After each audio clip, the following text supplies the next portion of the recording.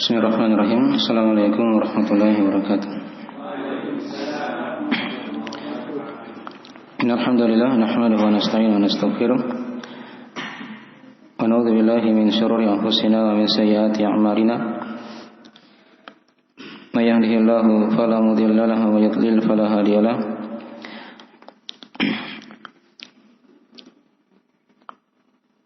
Asyhadu an la ilaha illallah wahdahu la syarika lahu wa asyhadu anna Muhammadan abduhu wa rasuluh sallallahu alaihi wa alihi washabbihi wa man tabi'ahum bi ihsan ila yaumiddin, amma ba'd. Asyrul ikhwani wa fatihillah azani Allah wa iyyakum rahimani wa rahimakumullah. Pada malam ini kita akan lanjutkan kembali dari pembahasan kita mengkaji kitab Fadlul Islam, keutamaan Islam, karya Syekh Muhammad bin Abdul Wahhab An-Najdi rahimahullah ta'ala. Ya. Dan kita sekarang akan masuk di dalil yang ketiga. Yang keempat, ini dua hadis beliau bawakan ya, tapi ringkas. Nah, hadis yang terakhir atau hadis yang dalil yang kedua yang sudah kita baca kemarin, di situ terdapat dari banyak faedah kesimpulan dalam pelajarannya. Tapi di situ dari faedah pokok hadis tersebut penjelasan tentang yang kita bahas di bab ini ya, tentang bab apa yang datang tentang keluar dari penamaan Islam. Jadi di hadis ini disebutkan adanya penamaan Islam dalam hadis ya. Ya. Lihat pada lafaznya itu Nabi memerintah untuk memanggil dengan nama keislaman. Ya. Dikatakan di situ fad'u bid'allahi alladzi sammakumul muslimina wal mu'minina ibadallah. Maka panggillah kalian dengan panggilan Allah yang Allah telah menamakan kalian al-muslimin, al-mu'minin dan ibadallah. Jadi tiga nama disebut di sini ya. Muslim, mukmin dan hamba-hamba Allah. Ini sudah kita terangkan dari contoh-contoh ayat dalam Al-Qur'an seputar masalah ini. Baik. Ini faedah pokok dari penjelasan hadis ini ya. Beliau bawakan hadis, beliau ingin terangkan kepada kita dari penamaan Islam dalam hadis. Ya. Al-muslimin, al-mu'minin, ibadallah. Baik. Dan sudah diterangkan di pembahasan sebelumnya atau di bab-bab yang lainnya, di bab yang ketiga tentang antara kalimat Islam dan kalimat iman, antara muslim dan mukmin. Ya. Jadi kalau dia digabungkan di sini, ada kalimat muslim dan mukmin digabungkan dalam satu hadis atau satu ayat, ya, maka ini punya makna yang berbeda. Punya makna yang berbeda. Muslim itu dia bermakna seorang dia menegakkan amalan-amalan yang zahir, dan adapun kalau dia mukmin dia menegakkan amalan-amalan yang batin. Ya. Sama kan ketika Nabi ditanya oleh Jibril itu di hadis yang panjang tentang apa itu Islam, maka Nabi terangkan Islam itu engkau bersaksi akan syahadat la ilaha illallah Muhammad Rasulullah, ya, menegakkan salat, membayar zakat, berpuasa di bulan Ramadan dan berhaji ke Baitullah. Itu dari tafsir Islam. Ketika Nabi ditanya tentang iman, apa itu iman? Nah, maka Nabi terangkan iman ada 6 rukunnya kan? Iman kepada Allah, kepada para malaikat, pada kitab-kitab, pada para nabi dan rasul, pada hari kiamat, dan pada takdir yang baik dan yang buruk. Itu dibedakan ya, ketika dua kata ini digabung dalam satu hadis atau satu ayat. Ya. Muslim lain artinya, mukmin lain apa? Artinya. Islam lain, iman lain. Ya, kalau iman, kalau muslim, Islam tadi dia mewakili amalan yang zahir, yang tampak begitu ya. Adapun kalau iman dia mewakili amalan yang batin dalam hati. Ya. Nah, ketika dua kalimat ini berpisah, itu sama maknanya antara muslim dan mukmin. Mukmin dan muslim. Antara Islam, iman itu sama kalau dia terpisah. Kalau dia apa? Terpisah. Jelas ya? Baik. Ya sudah kita uraikan dulu di tafsir Islam. Ya, penjelasan tentang makna Islam dalam hadis-hadis. Baik. Jadi ketika seorang di sini juga dari faedah hadis kita simpulkan ya dari faedah yang lain dari hadis yang telah kita baca. Ya. Hadis Al-Harits Al-Asy'ari ini ya. Nah, di sana kan telah diterangkan kepada kita ada 5 perkara yang diwajibkan dalam agama ya. Mendengar dan taat, jihad, kemudian hijrah dan menjaga persatuan al-jamaah. Ya, ini 5 perkara yang hukumnya wajib dalam agama. Karena diperintah dalam teks hadis ya. Allah yang memerintah Nabi dengan perkara itu. Menunjukkan akan penjelasan wajibnya 5 perkara yang sudah diterangkan tadi itu. Ya. Yang sudah kita uraikan ya dari rincian-rincian akan 5 perkara itu. Ya. Dan juga padanya ada keutamaan dari 5 perkara tadi itu ya. Mendengar dan taat pada pemerintah, kepada para ulama, pada perkara yang ma'ruf. Demikian pula keutamaan jihad, keutamaan hijrah, ya, keutamaan bersatu di atas Al-Quran dan Sunnah atau di bawah pemerintah Muslim yang syah. Ini kan sudah diterangkan. Masing-masing dari ibadah-ibadah ini ada keutamaan-keutamaannya. Nah. Kemudian dari sini juga diterangkan kepada kita dari faedah hadis penjelasan tentang haramnya memecah belah persatuan. Ya, apakah dia kembali kepada persatuan kaum muslimin yang pertama maknanya ya bersatu di atas atau di bawah naungan Al-Quran dan Sunnah yang dipahami oleh para as-salaf. Ya, atau bersatu di bawah pemerintah muslim yang syah. Nah, siapa yang keluar di situ, dia memecah belah, maka ini dianggap dia telah keluar dari penamaan Islam. Ya, dia telah keluar dari penamaan apa? Islam. Dan itu hukumnya haram. Hukumnya haram ya. Hanya kan sudah diterangkan. Walaupun dia haram, tapi tidak mengkafirkan pelakunya ya. Tidak mengkafirkan pelakunya. Baik. Tapi dia dari perkara-perkara yang merupakan dosa besar yang masuk pada perkara bid'ah. Yang masuk pada perkara bid'ah. Ya. Nanti kita akan terangkan insyaallah di bab-bab berikutnya bahaya bid'ah ya. Dia lebih besar daripada dosa dan maksiat. Nah.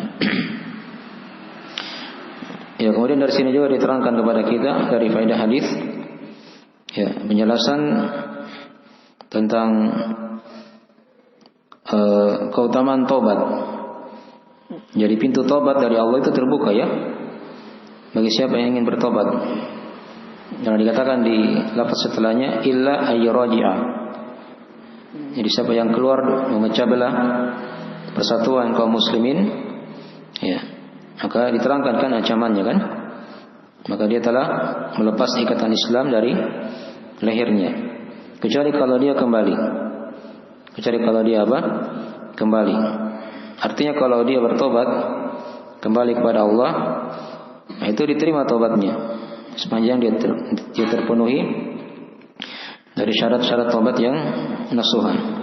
Nah, dan di sini juga diterangkan kepada kita dari faedah hadis penjelasan akan haramnya memanggil dengan panggilan-panggilan jahiliyah. Haramnya memanggil dengan panggilan-panggilan apa? Jahiliyah. Ya, nanti akan dirinci lagi insyaallah taala di beberapa lafaz setelahnya. Dari bentuk-bentuk panggilan jahiliyah. Hanya kemarin sudah kita terangkan ya. Jahiliyah itu kan ada 2 macam. Ada jahiliyah yang mengkafirkan, ada jahiliyah yang tidak mengkafirkan. Ya. Jelas dia memanggil dengan panggilan-panggilan yang arahnya kepada fanatik, ya, fanatisme, ya, kecintaan dan kebencian dia kembalikan ke situ, ke kelompok itu atau panggilan itu yang dipanggil itu, ya. Maka ini dari hal yang terlarang dalam agama kita, ya, yang diharamkan. Nanti kita akan terangkan lagi semakin jelas nanti ketika kita baca beberapa riwayat berikutnya. Kemudian dari sini juga diterangkan kepada kita dari faedah hadis, ya, penjelasan akan penetapan akan adanya neraka jahanam. Karena dikatakan tadi fa innahu min jutha jahannam. Karena dia diancam, ya, dari penghuni neraka jahanam. Ya, dan di sini juga diterangkan kepada kita dari faedah hadis penjelasan tentang adab bertanya kepada seorang guru. Ya, ketika Nabi terangkan itu, siapa yang manggil dengan panggilan jahiliyah, dia dari penghuni neraka jahanam, maka salah seorang sahabat bertanya kepada Rasulullah. Perhatikan, ya, cara memanggil. Ya, dia berkata apa? Ya Rasulullah. Ya. Wa in shalla wa shama, wa ya Rasulullah, walaupun dia salat atau berpuasa. Ini panggilan, ya, adab seorang murid kepada gurunya. Jadi dia tidak panggil namanya, tapi dia panggil gelar yang atau yang biasa dia dipanggil oleh orang, begitu, ya. Nah, kalau kita akan mungkin ya Syekh, ya, atau ya Ustadz, begitu, ya. Nah, di sini dipanggil ya Rasulullah. Itu adab, ya, dalam bertanya pada seorang guru. Ya. Nah, jangan langsung dia bertanya, tapi dia panggil dulu dengan panggilan yang cocok tanpa menyebut nama dari guru tersebut. Itu sudah dipahami. Kayak di sini, ya Rasulullah. Dia tidak panggil ya Muhammad, tapi dia panggil ya Rasulullah. Ya. Kemudian dari sini juga diterangkan kepada kita dari keutamaan salat dan puasa, ya. Di sini sahabat menyebut dua ibadah yang besar, yaitu salat dan apa? Puasa. Ini diharapkan bisa menghapus dosa-dosa dan maksiat. Tapi karena besarnya dosa, dia memecah belah persatuan ini Nabi gambarkan di sini, ya, seakan-akan salat dan puasanya itu tidak bisa apa? Menandinginya, begitu, menghapuskannya. Ya. Dan mungkin di sini maknanya salatnya tidak sempurna, ya. Karena kalau salatnya sempurna, itu akan, salat itu kan banyak faedahnya, ya, diterangkan dalam ayat dan hadis. Di antaranya kan dari faedah salat apa? Inna salata tanha 'anil fahsya'i wal munkar. Salat itu sungguh, kata Allah, ya, mencegah dari perbuatan keji dan mungkar. Jadi kalau salatnya betul, itu pasti akan terhindar dia dari perbuatan keji, mungkar. Hanya kan sekarang yang jadi masalah itu, ya, ketika orang salat dia tetap melakukan maksiat, dosa, atau dia berbuat bid'ah, berarti itu salatnya apa? Tidak sempurna, ya. Ya, tidak sempurna salatnya di situ. Ya. Sampai kadang ada orang disuruh salat misalnya. Ada mungkin dia tidak salat awalnya dulu, ya. Mungkin diajak dia salat. Kadang ada jawaban-jawaban yang dia ucapkan tapi tidak masuk akal. Kata dia mungkin, untuk apa saya salat? Itu para korupsi juga salat. Itu kan? Ya. Mereka juga salat tapi dia curi uang negara. Ya. Untuk apa kita salat? Ya. Nah, itu dia tidak paham makna salat itu, ya. Ya, salat itu kan di antara faedah tadi sudah diterangkan. Kalau betul salatnya, itu akan terhindar dia dari perbuatan keji dan mungkar. Ya, dipahami, ya.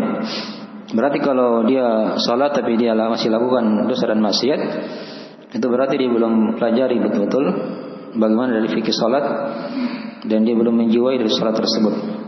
Ya, sehingga yang bisa menghindarkan dia dari perbuatan keji dan mungkar. Jelas, ya? Demikian pula puasa, ya. Itu puasa banyak keutamaannya. Nah, ini dua ibadah yang besar. Ya. Dari sini juga diterangkan kepada kita dari faedah hadis. Tadi sudah diterangkannya wajibnya memanggil dengan panggilan yang Allah namakan. dalam Al-Qur'anul Karim untuk hamba-hambanya ini. Dan juga diterangkan dalam hadis-hadis ya, al-muslimin, al-mu'minin dan ibadah Allah. Ini sudah kita terangkan ya. Ya. Dari hal yang bercabang dalam masalah ini juga dari penamaan-penamaan syar'i. Ya, seperti dia dipanggil dengan nama yang menggambarkan keislaman itu sendiri. Ya, seperti as-salaf. Itu Nabi sendiri menamai dirinya dengan nama as-salaf. Mungkin pula al-jamaah. Ketika Nabi terangkan kan, ada 73 golongan terpecah Islam kan, 72 dalam neraka, 1 dalam apa? Surga. Ketika Nabi ditanya apa, siapakah yang selamat itu? Nabi terangkan al-jamaah. Itulah yang selamat. Ya, diterangkan di riwayat lain dari mana al-jamaah itu orang yang beragama seperti agamaku dan para sahabatku pada hari ini. Itu yang selamat. Yang lainnya kan menyimpang dari jalan yang lurus. Dipahami ya, diancam dengan neraka. Baik. Jadi dari panggilan-panggilan ya yang sudah diterangkan itu bukan hal yang tercela, karena panggilan-panggilan tadi itu as-salaf atau ahli sunnah wal jamaah ya, ini dari panggilan-panggilan yang menggambarkan dari Islam itu sendiri ya, dari kemurnian Islam. Baik. Nah, mungkin dari sebagian dari keutamaan dalam dari faedah hadis ya yang kita telah bacakan di sini. Berikutnya beliau bawakan di sini ya hadis berikutnya di riwayat dalil yang ketiga, di mana kata penulis rahimahullahu taala, wa fis sahih man faraqal jama'ata qila shibrin famata mitatan jahiliyan. Nah, dan dalam as-sahih ya, as-sahih di sini maksudnya dalam riwayat Al-Bukhari Muslim ya. Itu adalah lafaznya man faraqa al-jamaah. Siapa yang memecah belah al-jamaah, persatuan, walaupun sejengkal, famata mitatan jahiliyah. Lalu dia mati, maka matinya seperti mati jahiliyah. Seperti mati apa? Jahiliyah. Ya, ini hadis ada potongan yang panjangnya kalau kita baca ya. Ini kan penulis hanya meringkas riwayat ya. Kalau kita lihat dari riwayat Al-Bukhari Muslim dari hadis Anas bin Malik ya, dalam riwayat yang sahih itu Nabi terangkan awalnya ya, man kariha min amrihi syai'an falyasbir fa innahu man faraqal jamaah qila shibrin famata mitatan jahiliyah. Itu lafaz lengkapnya ya. Ya, kata Nabi, siapa yang membenci dari penguasanya sesuatu, ya, ini kan dari hal yang terjadi dalam kehidupan. Ya, pasti ada sesuatu yang kita benci dari penguasa. Apa jalan keluar kata Nabi? Falyasbir. Hendaknya dia bersabar. Yang sudah kita bahas ya. Ya, jangan dia lakukan kudeta, pemberontakan atau adu domba, ya, provokasi. Nah, tapi dia bersabar. Ya, fa innahu man faraqal jamaah, sudah Nabi terangkan tadi. Dan siapa yang keluar dari persatuan tadi itu, memecah belah jamaah kaum muslimin, ya, penguasa, dia hidup di bawah pemerintah muslim yang syah, dia pecah belah negara di situ dengan dia buat misalnya kelompok-kelompok atau partai-partai, kemudian dia mati, maka matinya diancam ya seperti mati jahiliyah. Seperti mati apa? Jahiliyah. Ya. Baik. Ini hadis sering kita dengarkan kadang. Tapi hadis ini kadang disalahgunakan ya oleh orang-orang yang salah pemahamannya dalam memahami apa? Hadis ini. Ya. Jadi ketika misalnya dia bilang siapa yang keluar dari jamaah, maka kalau dia mati, maka matinya mati apa? Jahiliyah. Ini kadang dipakai ya oleh kelompok-kelompok kadang. Nah, itu karena mereka tidak paham apa itu makna jamaah. Kan sudah diterangkan di pembahasan sebelumnya ya. Apa itu makna jamaah? Ada berapa makna jamaah? Ada dua kan? Ya. Bisa bermakna jamaah apa? Kebenaran. Dan bisa bermakna jamaah apa? Di bawah naungan pemerintah. Jamaah kebenaran sudah diterangkan. Jamaah maksudnya dia bersatu di bawah Al-Quran dan Sunnah yang dipahami oleh para sahabat, ya, para tabi'in, para tabi'in, para salaf kan. Ini jamaah yang pertama. Mana jamaah yang pertama? Ya. Atau mana jamaah yang kedua? Yaitu apa? Dia bersatu di bawah pemerintah Muslim yang syah. Nah, itu mana jamaah juga. Tapi kadang ada sebagian orang digunakan hadis ini untuk mendukung kelompoknya begitu. Ya. Ayo masuk ke kelompok kita. Kalau kamu tidak masuk, kamu mati apa? Jahiliyah. Padahal hadis ini sebenarnya terbalik.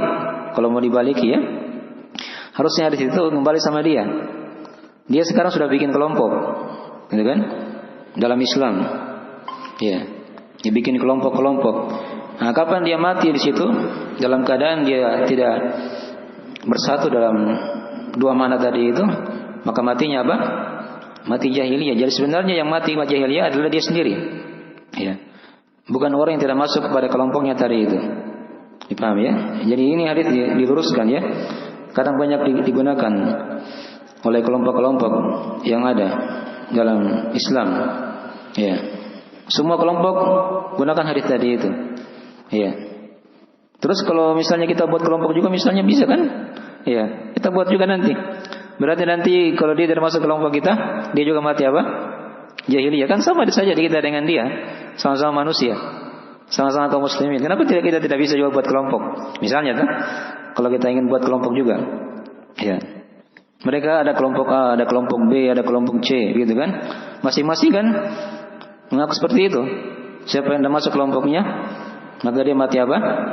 Jahiliyah. Kalau begitu kita buat kelompok juga di sini. Siapa yang tidak masuk di sini berarti apa? Mati jahiliyah. Nah, itu tidak paham makna jamaah. Ya. Nah, itulah tadi kita luruskan kenapa harus memahami itu makna siapa yang memecah belah jamaah. Jamaah itu apa maknanya? Ya. Sudah diterangkan tadi ya dua makna itu. Baik. Dan sudah diterangkan juga apa maksud dia memecah belah jamaah. Jadi kalau dia bermakna jamaah yang pertama kebenaran tadi itu berarti dia buat kelompok-kelompok. Nah, itu yang mati jahiliyah nanti kalau dia meninggal. Dipahami ya? Atau jamaah mana yang kedua dia keluar dari ketaatan pada pemerintah Muslim yang syah. Ya, seperti orang-orang yang kudeta, ya, membuat keonaran, adu domba dan seterusnya kekacauan. Ini juga kalau dia mati apa? Jahiliyah. Jelas itu ya? Itulah orang-orang Khawarij. Orang-orang Khawarij itu kan. Itu lurusnya diluruskan begitu ya, makna apa? Al-jamaah supaya tidak salah memahami. Ya. Jadi dikatakan tadi man faraqal jamaah. Siapa yang memecah persatuan, ya. Al-jamaah tadi ya. Kida shibrin, itu sudah diterangkan maknanya ya. Ya, maka matinya mati jahiliyah. Tapi sekarang yang kita luruskan di sini apa maksud dari mati jahiliyah? Ya. Mati jahiliyah kan sudah diterangkan ya, mana jahiliyah itu kan? Ya, jadi jahiliyah itu kan kesimpulannya apa saja yang menyelisihi apa? Tuntunan Islam. Ya. Tuntunan Rasulullah sallallahu alaihi wasallam. Ya.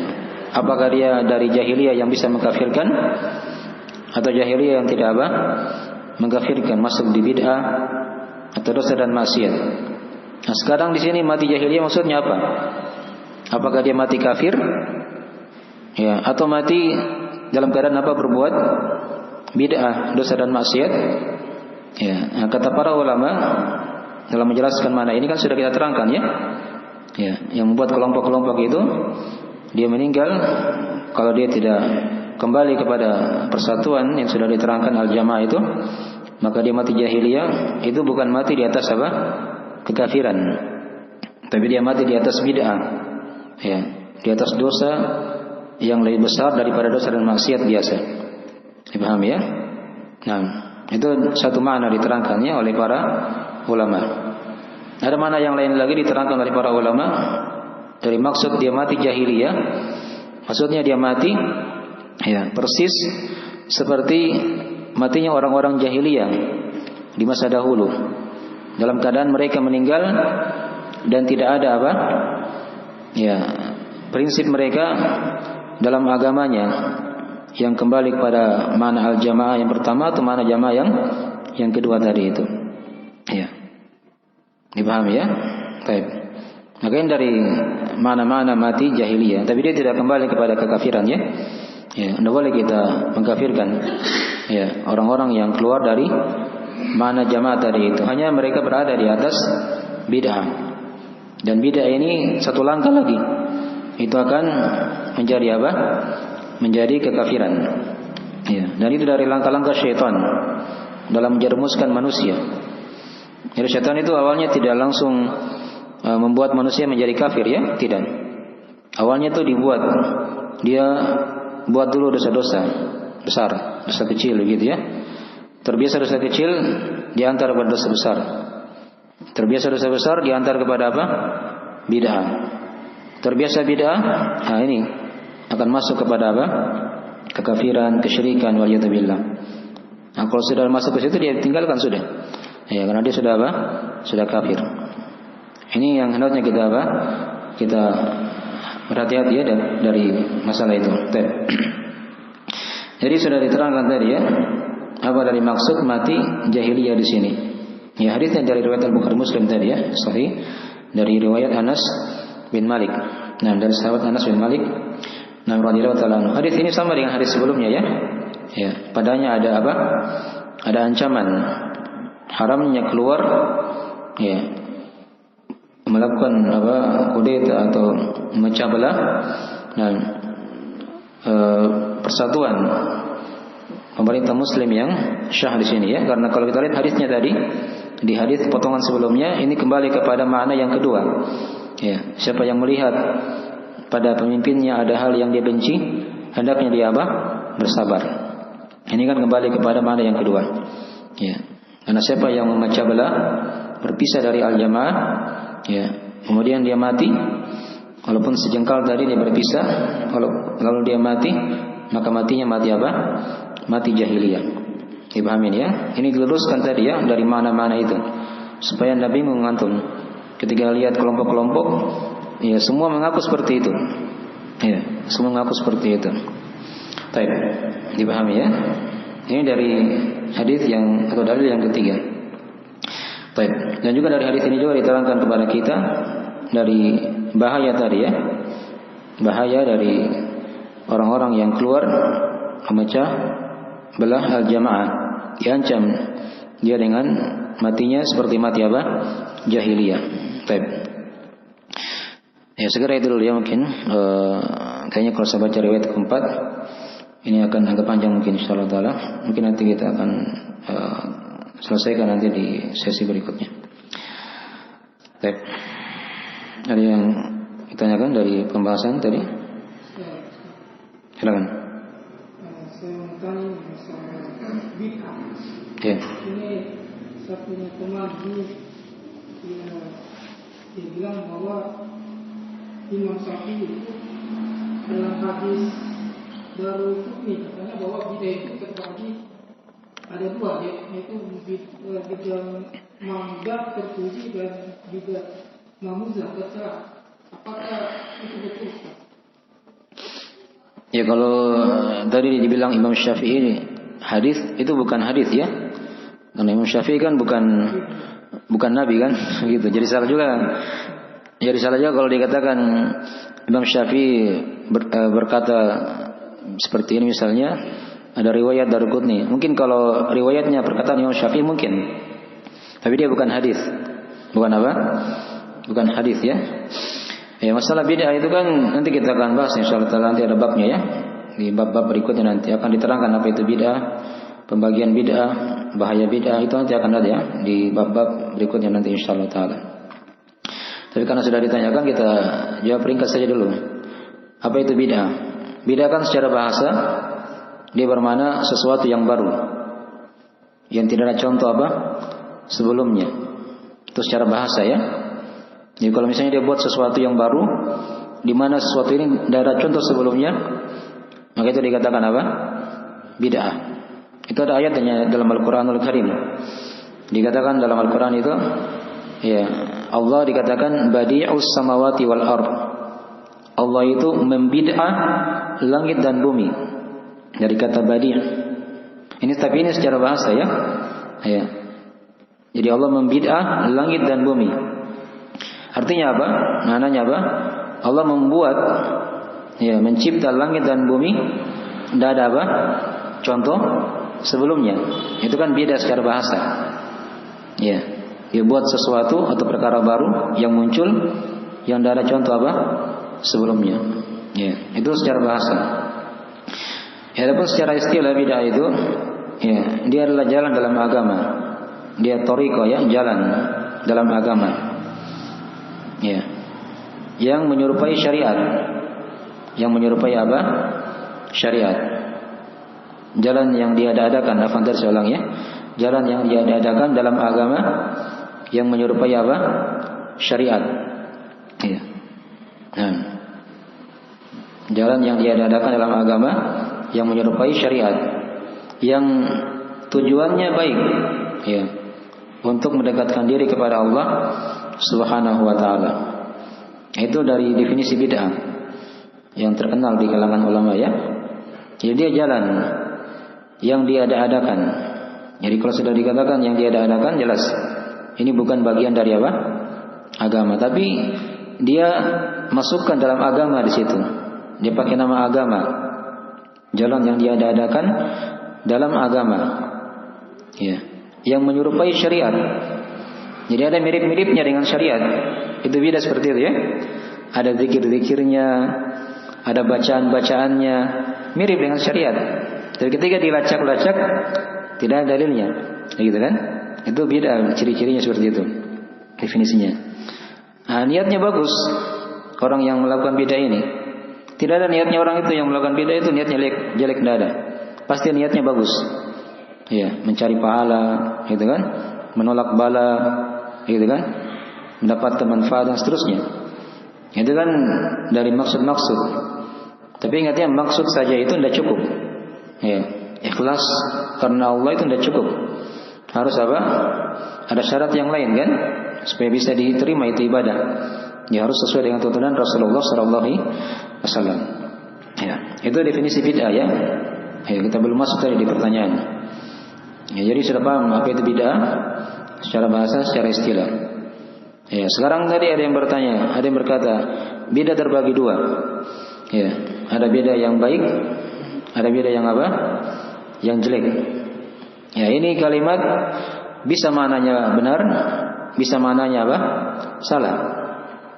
Kalau dia kembali kepada makna yang bid'ah secara bahasa, mungkin seperti itu bisa dikatakan. Ada yang baik, ada yang apa? Yang jelek. Kalau secara bahasa ya, yang diadakan itu kan banyak. Ya, mic ini kan bid'ah juga, kan begitu. Ya, tidak ada contoh sebelumnya di zaman Nabi kan tidak ada mic. HP juga bid'ah. Ya, tidak ada kan di masa Nabi. Mobil bid'ah, motor bid'ah. Yang dosa naik mobil, naik motor. Itu kan secara bahasa. Ini bid'ah secara bahasa. Itu bid'ah yang bagus itu. Bid'ah yang apa? Yang bagus. Yang salah paham situ. Ya. Tapi ada bid'ah juga yang dibikin oleh manusia yang membawa bahaya begitu kan? Itu bid'ah yang jelek namanya. Ya, jadi kalau dia bilang misalnya bid'ah terbagi dua, ada yang baik, ada yang jelek, itu kembalinya kepada makna bahasa. Ya, kepada makna apa? Bid'ah secara bahasa. Karena yang dibuat itu ada yang baik, ada yang jelek. Yang tidak ada contoh sebelumnya. Ya. Nuklir itu kan apa? Hah? Bid'ah juga kan secara bahasa. Ya, tapi dia ada kejelekan, besar kejelekannya kan? Ya. Tapi kalau kembali kepada bid'ah secara agama, syariat, itu tidak ada bid'ah yang baik. Ya. Tidak ada bid'ah yang apa? Yang baik. Karena Nabi kan sudah bersabda dalam hadisnya. Itu sering dibaca ya di khutbah haja itu kan, di ceramah-ceramah. Ya. wa kullu dhalalatin atau wa kullu bid'atin dhalalah, ya, wa kullu bid'atin dhalalah wa kullu dhalalatin finnar. Kan begitu. Setiap bid'ah itu kata Nabi apa? Sesat. Nah, ini harus dipahami beda dalam masalah apa tadi yang dikatakan oleh Nabi. Itu beda secara agama di situ syariat. Itu pasti kesesatan. Ya. Dan setiap kesesatan pasti tempatnya di neraka. Dipahami itu ya? Baik. Jadi kalau memang itu sesuai dari Imam Syafi'i, lihat dulu maknanya apa. Ya, jangan sembarang menafsirkan ya dari mana-mana beda seperti itu. Nanti insyaallah akan ada pembahasan masalah bid'ah ya. Nanti ada bab khusus di beberapa bab setelahnya nanti insyaallah. Baik. Itu jawaban ringkas saja ya. Nanti kita akan masuk di rincian bid'ah itu banyak nanti. Ada pembahasan-pembahasan yang kita akan terangkan insyaallah taala. Baik. Yang lain? Ayo silakan.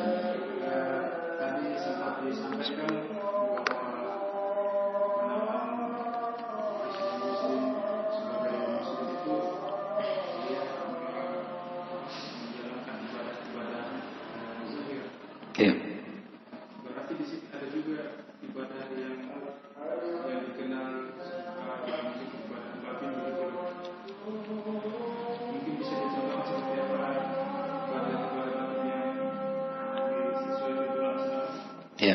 Tadi kan sudah kita uraikan ya. Ini panjang lagi ceritanya nih kalau kita bahas lagi masalah ibadah. Ya. Karena ibadah itu kan definisi ibadah itu kan secara ringkas saja dia itu apa? Nama yang melingkup segala yang dicintai dan diridhoi oleh Allah.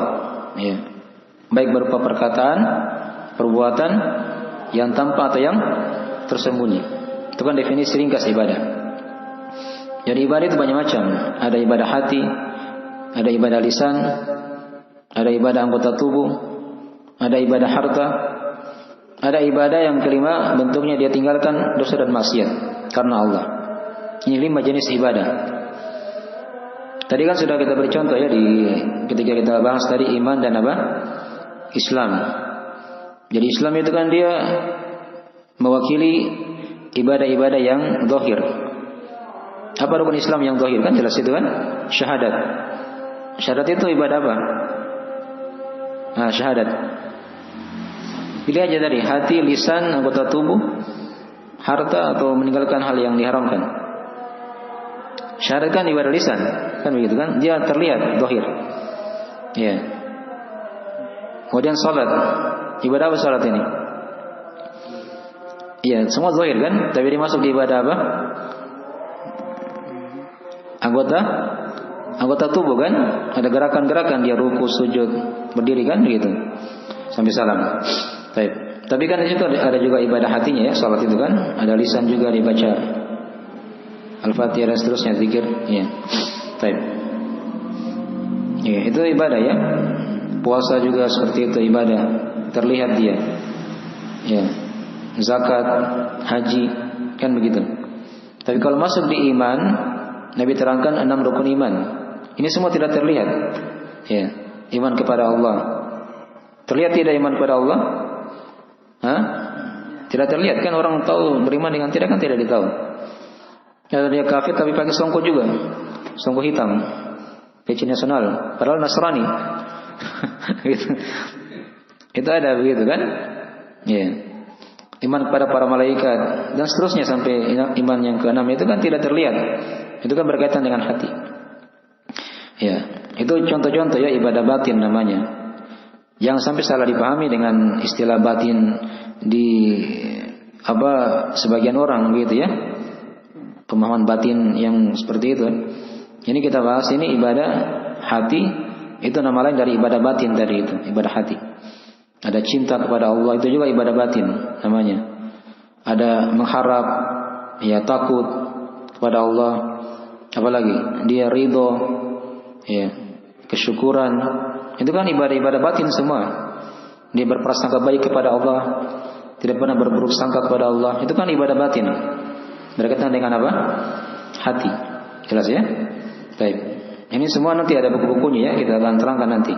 Dari fikih amalan hati namanya. Fikih amalan hati. Ya, ada buku khusus yang membahas masalah itu. Baik. Jadi seperti itu ya. Itu secara ringkas saja masalah-masalah tadi itu. Nah, baik. Sekarang ini sudah masuk waktu ya. Insyaallah nanti kita lanjut lagi. Masih banyak ya kalau mau digali itu ilmu. Jadi kita hanya sedikit-sedikit ini. Kalau kita mau gali mungkin bisa sampai subuh kita bicara. Ya. Tapi ilmu itu diambil sedikit-sedikit. Ya. Masuk seiring dengan berlalunya waktu. Ya, malam, siang bertambah, diamalkan begitu kan? Dan seterusnya begitu. Ya, demikian para sahabat seperti itu juga mereka belajar. Sahabat mereka belajar kan mereka baca satu ayat. Ya, satu ayat dipahami tafsirnya seperti ini mereka amalkan. Gitu ya. Itu cara belajar para sahabat ketika itu ya. Ya, mereka mulai dari perkara-perkara akidah, ya, perkara keimanan, tauhid. Ya, baru mereka belajar mendalami ilmu Al-Qur'an.